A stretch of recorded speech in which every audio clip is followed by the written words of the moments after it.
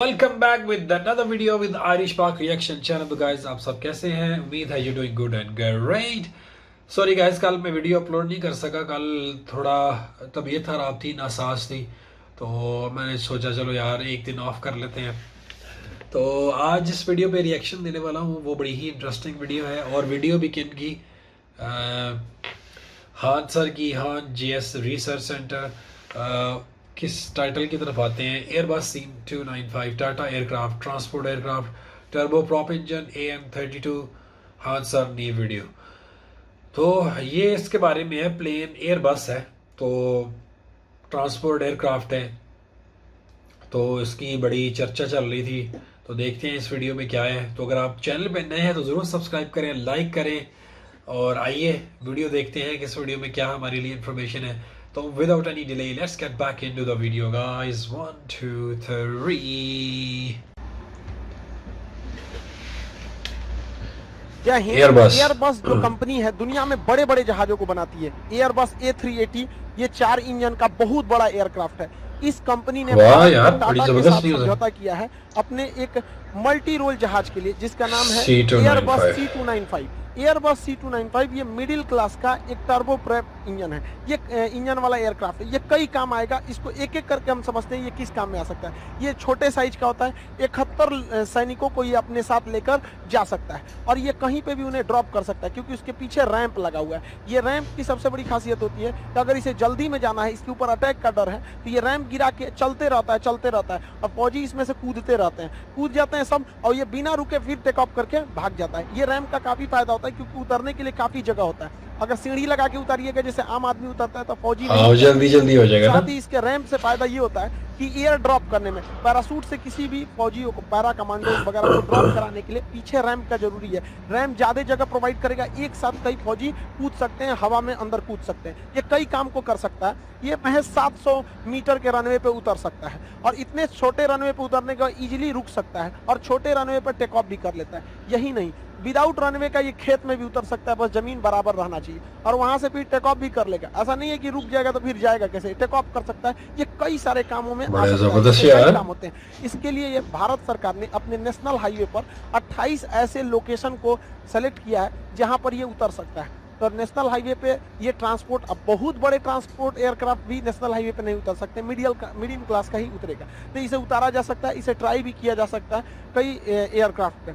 अब जैसे जो भी हाईवे बने हैं उस पर क्या किया गया, एक एयर स्ट्रिप बना दी गई। जैसे यहाँ पर देखेंगे ये एक एयर स्ट्रिप बनी हुई है, यहाँ पे जहाज लैंड कर जाएगा, लेकिन ट्रैफिक को रोकने की कोई जरूरत नहीं पड़ेगी। यहाँ पे क्या होगा, एक बाईपास साइड से सड़क दिया जाएगा, यहाँ से ट्रैफिक को इस साइड से निकाल दिया जाएगा, यहाँ की ट्रैफिक को इस साइड से निकाल दिया जाएगा, और ये जो बीच का एरिया है ये रिजर्व कर दिया जाएगा इमरजेंसी की स्थिति में किसी भी एयरक्राफ्ट की लैंडिंग के लिए। तो यहाँ ब्लॉक कर दिया जाएगा, इस एरिया में कोई नहीं आए, और यहाँ ब्लॉक कर दिया जाएगा। ये हो गया हमारा चलता फिरता एक तो एयरपोर्ट हो गया, रेडी है एयरपोर्ट। और उस दौरान ट्रैफिक को इस रास्ते से हम लोग को क्या करना है, मूव कराना है, और इधर की ट्रैफिक को इस रास्ते से हम लोग को मूव कराना है। एयरबस C295 जो एयरक्राफ्ट है, ये एयरक्राफ्ट बहुत ही लो स्पीड पे उड़ता है। धीमे स्पीड से उड़ने के कारण इसमें से पैरा ड्रॉप कराना काफी इजी होता है। बहुत तेज जहाज उड़ेगी, पैरा ड्रॉप कराएंगे तो लोकेशन अलग हो जाएगी, जहां ड्रॉप कराना चाहिए वहां नहीं ड्रॉप कर पाएगा।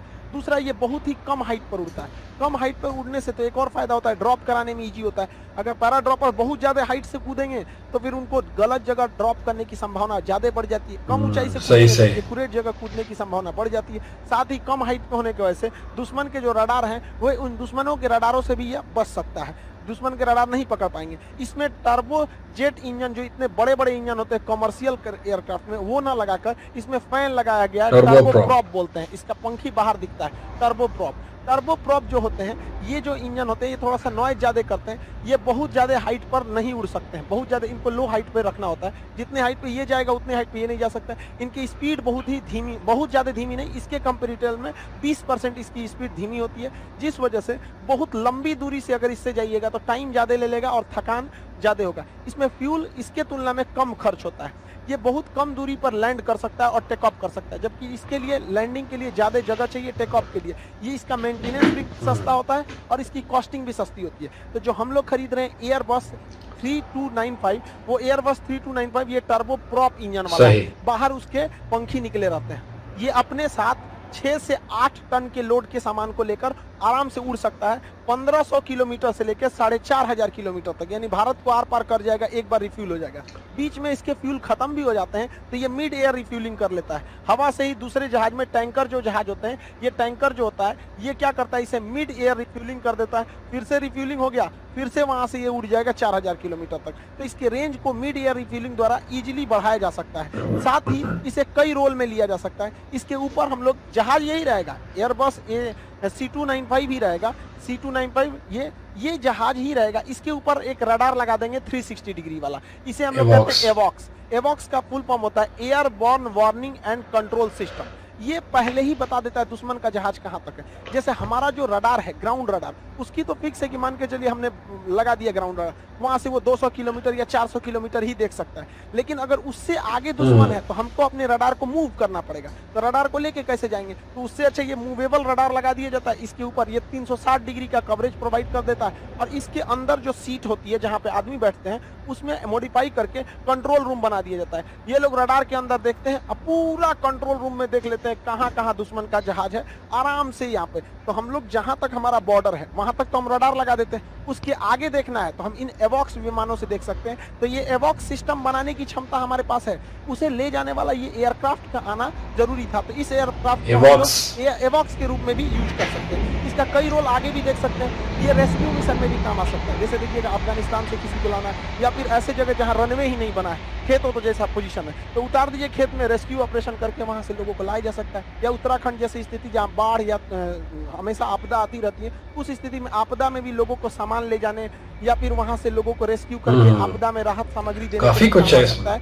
ये सिंगल एयरक्राफ्ट। इस एयरक्राफ्ट की मदद से हम ट्रांसपोर्ट को इजीली कर सकते हैं, क्योंकि ये ट्रांसपोर्ट एयरक्राफ्ट है। ये रैंप पीछे होने की वजह से बड़े से बड़े कार्गो को इजीली इसमें ड्रॉप किया जा सकता है। इसके सीट उठा दीजिएगा तो खाली बन जाएगा, उसमें आप जीप रख दीजिए, देखिए एम्बुलेंस का गाड़ी को पूरा का पूरा इसके अंदर ट्रांसपोर्ट करके ले जाया जा सकता है। ये फायर फाइटिंग के भी काम आ सकता है। जंगलों में जो आग लग जाती है, ये एकदम भयानक आग लग जाती है, बुझाने के लिए काम आ सकता है। जंगल की अगर आग नॉर्मल है तो उसे पानी से बुझा सकते हैं। ये टैंकर का भी इसका एक वेरिएंट है, इसे टैंकर में भी बदला जा सकता है, पानी से बुझा देगा। नहीं तो आजकल के जमाने में आग पानी से कौन बुझाता है। अब केमिकल आ गए हैं, केमिकल को छिड़क दीजिए, ये केमिकल जंगलों में पूरी तरह से छिड़क दीजिए और जहां जहां केमिकल में आग पकड़ेगा ये दूसरे आग को बुझा देता है यहाँ पर। तो आजकल ये केमिकल का काम आता है। तो बड़े जंगलों में, जैसे ऑस्ट्रेलिया के जंगल में 2019 में भयानक आग लग गए थे, तो उस समय ये फायर फाइटर प्लेन ही काम आए थे। तो हमारे पास इस तरह का कोई प्लेन नहीं है, इसमें मीडियम वाला ही कैटेगरी के काम आता है। और टर्बो प्रॉप, क्योंकि कम ऊंचाई पर टर्बो प्रॉप ही काम करता है, ज्यादा ऊंचाई रहनी चाहिए तब वो हम लोग टर्बो जेट वाले इंजन को लगाते हैं। ये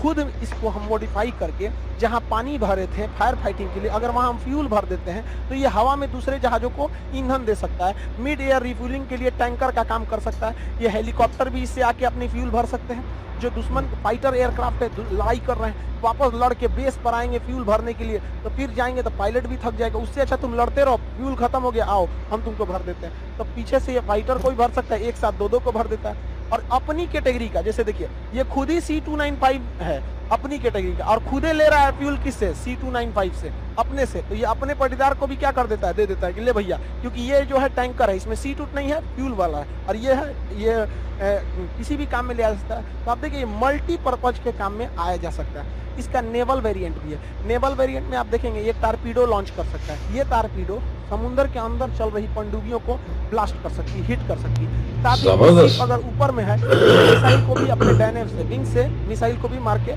किसी शिप को भी गिरा सकता है। कोस्ट गार्ड के पास भी इसका डिमांड ज्यादा है। कोस्ट गार्ड भी कह रही है हमें भी ये वाला एयरबस C295 चाहिए, क्योंकि इसके मदद से ये सर्विलांस कर सकते हैं। दुश्मन का कोई जहाज वगैरह तो नहीं है, कोई पानी वाली बोट नहीं है। आप याद कीजिए कि दुश्मन का जो अजमल कसाब था, इसे छोटी से बोट से इंडिया में एंट्री कर गया था। तो हम लोग के पास उस समय उतना बड़ा विमान नहीं था, इसे छोटा सा है डॉर्नियर विमान, ये ज्यादा दूर तक नहीं जा सकता। तो इसको रिप्लेस कर देगा हमारा एयरबस C295। और इससे हम लोग ये भी देख लेंगे कोई जहाज अगर आपदा में फंसा हुआ है तो वहाँ तुरंत पहुंच जाएगा। तो ऊपर से कम ये बता तो देगा पिन पॉइंट लोकेशन की कहाँ जहाज डूब रहा है, ताकि वहाँ रेस्क्यू मिशन को आसानी से किया जा सके। ये ट्रांसपोर्ट एयरक्राफ्ट होने के साथ साथ ये अटैक में भी काम कर सकता है। इसकी इसे कम दूरी पर, देखिए अगर ज्यादा दूरी पर कोई काम करते हैं तो उसे कहते हैं स्ट्रेटेजिक, और कम दूरी पर करते हैं तो उसे कहते हैं टैक्टिकल। तो कम दूरी पर, ये ज्यादा दूरी तो जाएगा नहीं क्योंकि इसका फ्यूल उतना 4000 किलोमीटर मारक क्षमता है, बहुत दूरी तो नहीं जा सकता है यहाँ पर। इंडिया और उसके अगल बगल मतलब भारत के जितने दुश्मन है उन लोग के लिए काफी है, बट इसको कहीं यहाँ से उड़ के एक ही बार में अमेरिका जाओ नहीं जा सकता।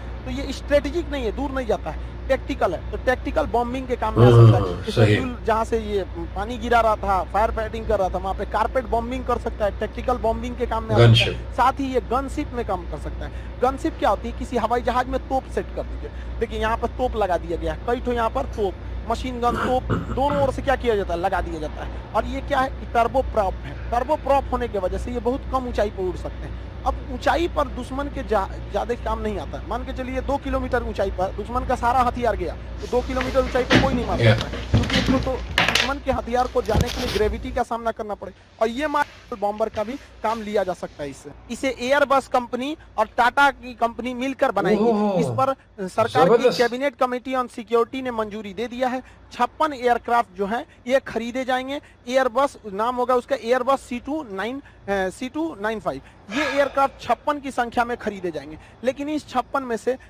16 एयरक्राफ्ट एयरबस का जो स्पेन में फैक्ट्री है, तो स्पेन के फैक्ट्री में 4 सालों में डायरेक्ट वहां रेडी आएंगे और वहीं से उड़ कर आएंगे, जैसे राफेल आ रहा है।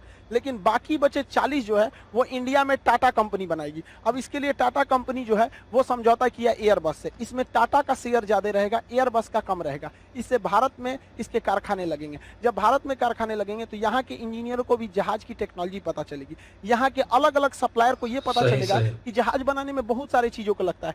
पेंट तो इंडिया की कंपनी बना सकती है, इसमें जो स्टील, अल्मुनियम ये सब लगते हैं वो यहीं से लिया जा सकता है। तो धीरे धीरे कारखाने लगेंगे तो टेक्नोलॉजी आएगी। एक ही बार जहाज नहीं बनता, एक फ्यूजलार्ज बनेगा इसका बीच का हिस्सा, फिर इसके विंग्स बनेंगे, अलग अलग यूनिट्स में इसके बनाए जाते हैं। जब ये विंग्स बन जाएंगे तो इन्हें क्या किया जाता है? असेंबली लाइन में लाया जाता है। एक बार जब ये असेंबली हो जाती है, चेक हो जाता है, तो इसका एक प्रोडक्शन लाइन बना दिया जाता है। देखिए 1 2 3 4 एक साथ, एक इस साइड में 4 बन रहा है, 4 उस साइड बनेगा, तो इसे कहते हैं प्रोडक्शन प्रोडक्शन लाइन। लाइन होता है। तो धीरे धीरे आने वाले 10 साल में बहुत भारत यार, बहुत बड़ा ये काम हो रहा है। बन रहा है, 4 उस साइड बनेगा, तो इसे कहते हैं प्रोडक्शन लाइन होता है। तो धीरे धीरे आने वाले 10 साल में भारत में क्रांति। इकोसिस्टम बनेगा, एक बहुत बड़ा प्रोडक्शन लाइन बनेगा।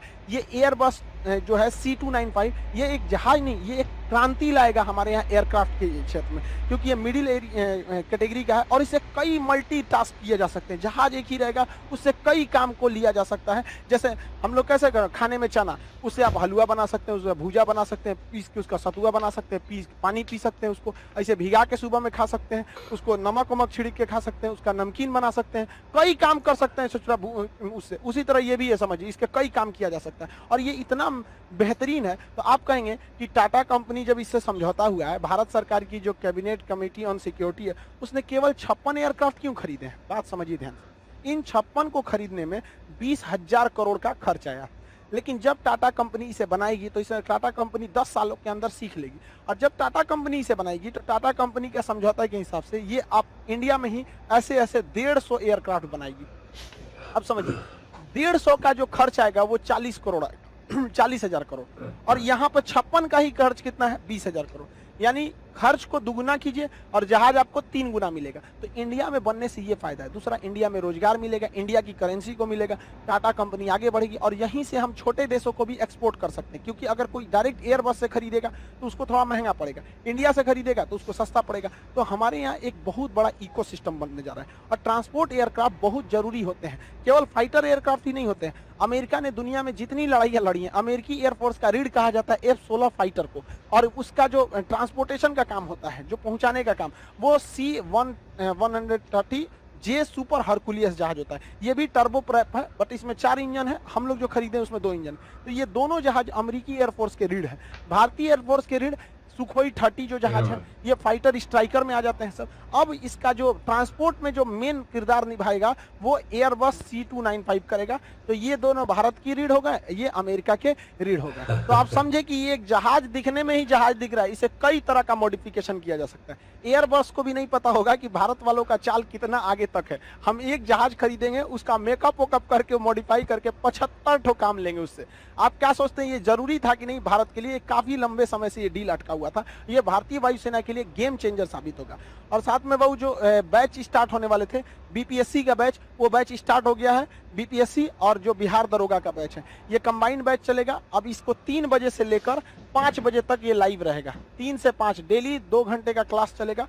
अब एप्लीकेशन पे इसका एडमिशन स्टार्ट कर दिया गया है। आप application Khan sir official application description में लिंक है, वहाँ से जाएंगे और इसको इनरोल कर लेंगे, क्योंकि जब भी सीट बढ़ेगा सर्वर पर लोड बनेगा, अचानक बंद कर दिया जाएगा बिना किसी सिचुएशन के। तो आप लोग जिसको जल्दी लेना है ले लें, अभी 3-4 दिन एडमिशन इसका चालू रहेगा। आई होप आप ये वाला टॉपिक जितना है इसको समझ गए होंगे। अब जब एग्जाम में आता है बीपीएससी मेंस में या किसी भी स्टेट पीसीएस के मेंस में या यूपीएससी के मेंस में साइंस एंड टेक्नोलॉजी के सेक्शन में, तो खाली लिख के चल आएंगे या एयरबस C295 खरीदा अच्छा गया यार, कैबिनेट मैंने कमेटी से, कभी नंबर दिया नहीं नहीं मिलेगा। वीडियो आपको पे पूरा रिएक्शन, बड़ी स्पेसिफिकेशन अच्छा देना अच्छे पड़ेगा, ये टीचर किस किस काम में आ सकता है, कहाँ कहाँ इसको सब्सक्राइब बनाया करें जाएगा, यार कौन ये कौन सी कंपनी की आएगी, तो इसका टोटल ये बड़ी इंटरेस्टिंग वीडियो थी। आज तक मैंने इनके चैनल पर रिएक्शन नहीं दिया। काफ़ी सारे जो दोस्त हम इस पर रिएक्शन देते रहते हैं। हाँ, जीएस सर्च रिसर्च सेंटर, तो ये उन्होंने बताया कि एयरबस C295 ये बड़ा ही ज़बरदस्त एयरक्राफ्ट है। ज़्यादातर बुलंदी पे नहीं जाता, ये बीच में ही रहता है, क्योंकि उसको डिज़ाइन इस तरह का किया गया है। और ये ट्रांसपोर्ट एयरक्राफ्ट है, इससे काफ़ी सारे काम ले सकते हैं। और ये जो हाईवेज़ हैं वहाँ पे भी आसानी से रुक सकता है, और कैसे रुकेगा और ट्रैफिक कहाँ डाइवर्ट होगी, सारा बड़े अच्छे तरीके से एक्सप्लेन किया है इन्होंने। टर्बो प्रॉप इंजन है इसके साथ लगा हुआ, तो उसमें जो उन्होंने बताया है कि अमेरिका के पास F-16 है, और दूसरा ये है जो इंडिया के पास UV-30 है, और दूसरा उनके पास C-130 है, और इंडिया ये बाई करने जा रहा है। वो कह रहे काफ़ी देर से ये डील थी, इस पे बातचीत चल रही थी, तो ये फाइनलाइज हो गई है ये डील। तो इसमें फ़ायदा ये होगा कि जैसे उन्होंने एक ये भी बताया कि जैसे आग लग गई या कोई पानी वगैरह आ गया, बस सैलाब वगैरह आ गया, तो उसको भी इससे टैकल किया जा सकता है, क्योंकि ये उसमें भी उतर सकता है, क्रॉप्स के अंदर भी उतर सकता है। ये कि वो प्लेन होनी चाहिए, और इस पे 360 का वो बोल रहे थे, क्या उसको कहते हैं, डिटेक्ट करने के लिए क्या उसको बोलते हैं यार, सेंसर होता है, या डिटेक्ट करने के लिए बोला उन्होंने मेरे से। आप कमेंट सेक्शन में प्लीज़ बता दीजिएगा कि मतलब डिटेक्ट कर लेता अगर कोई प्लेन आसपास में हो, तो उसको क्या बोलते हैं, मेरे जहन से निकल गया यार, आप कमेंट सेक्शन में बता दीजिएगा। तो बहरहाल ये कि उसमें ये भी है कि अगर समुंदर के अंदर भी है तो ये उसको डिटेक्ट कर लेगा, तो अटैक कर सकता है। और दूसरा, अगर कहीं पे आग लगी, जैसे ऑस्ट्रेलिया में लगी थी, तो उन्होंने बोला कि उन्होंने यही प्लेन यूज़ किए थे, ये प्लेन यूज़ करके वो केमिकल फेंक दिया था बीच में से। तो इसको आप मतलब जिस तरह मर्जी इस्तेमाल कर सकते हैं, रीफिलिंग कर सकते हैं, वो भी एयर के अंदर। ये बड़ी ज़बरदस्त खासियत है इसकी। इसको वॉर प्लेन बना लें कि ज़्यादा ऊपर नहीं जाता, नीचे ही रहता है, और इसका शोर इसलिए ज़्यादा होता है कि 2 इंजन है इसमें, और दूसरा जो टर्बो इंजन है जेट, उसमें उसको तो आपको पता है रनवे भी बड़ा चाहिए, मगर इसको रनवे छोटा चाहिए। तो ये कि इसको कौन सी कंपनी खरीद रही है, जी हाँ, इसको टाटा खरीदने लगी है। ये खरीदेंगे पहले 50 प्लेन, वो तकरीबन 20,000 करोड़ के पड़ेंगे, और 15 वो स्पेन से आएंगे, बाकी वो इंडिया के अंदर बनेंगे। तो वो कह रहे हैं कि 150 फिर इंडिया को, मतलब जो इंजीनियर्स हैं और सारा, उनको बहुत पता चल जाएगा, फिर भी एक्सपोर्ट भी कर सकते। तो ये अच्छी थिंकिंग है। तो वो बोले थे कि उनको भी इतना आइडिया नहीं होगा कि इंडिया कहाँ कहाँ यूज़ करेगा। तो ये बड़ा ज़बरदस्त प्लेन है, मुझे तो बड़ा ज़बरदस्त लगा, और इंडिया को इसका फ़ायदा होगा, और एक्सपोर्ट भी करेंगे, और एक्सपोर्ट भी बढ़ेगी इससे। तो आपका इस बारे में गाइस क्या कहना है, तो ज़रूर कमेंट सेक्शन में बताइएगा। तो मिलते हैं आपको अगली वीडियो में। Till then take care of yourself, bye bye.